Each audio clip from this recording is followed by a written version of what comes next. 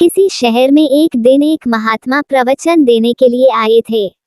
उस महात्मा का प्रवचन सुनने के लिए काफी सारे लोगों की भीड़ जमा हुई थी। इतनी भीड़ में से महात्मा ने एक आदमी को खड़ा किया और उन्हें आगे बुलाया। महात्मा ने उस आदमी से कहा कि मैं आपसे 2 सवाल पूछूंगा। आप मुझे सच सच बताना, जो भी आप सोचते हो वैसा ही मुझे बताना। उस आदमी ने कहा, जी महाराज, मैं आपको सच ही बताऊंगा। उस महात्मा ने उससे पहला सवाल ये पूछा कि अगर कोई सुंदर लड़की बाजार में आपको दिखे तो क्या आप उसे पलट कर देखेंगे? उस आदमी ने कहा, जी जरूर। उस वक्त अगर मेरे साथ मेरी बीवी ना हो तो मैं पलट कर जरूर देखूंगा। उस आदमी का ये जवाब सुनकर प्रवचन में हाजिर पब्लिक हंसने लगती है।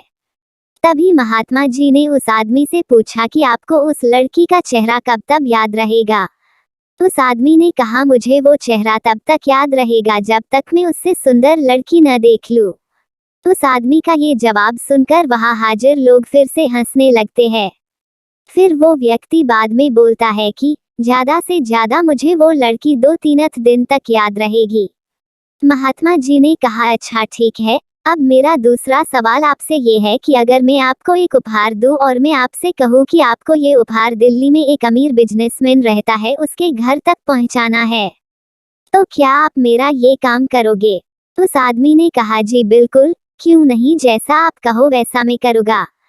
तभी महात्मा ने कहा, आप वहां उसके घर पर जाते हो, बाहर एक गार्ड आपके लिए खड़ा होगा, वो अंदर जाके अपने मालिक से आपके बारे में बताएगा। वो बिजनेसमैन अपने सब काम छोड़कर आपसे मिलने के लिए बाहर आएगा।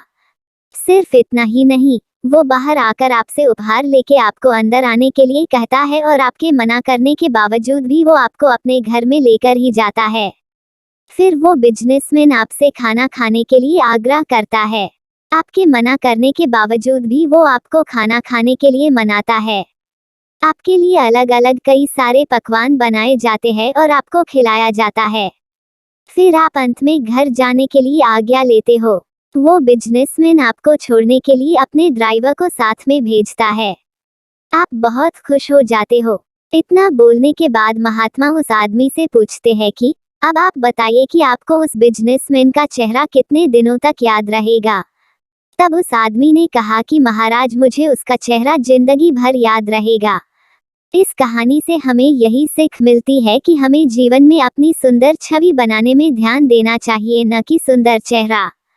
क्योंकि लोग चेहरा भूल जाते हैं पर आपका व्यवहार कभी नहीं भूलते हैं।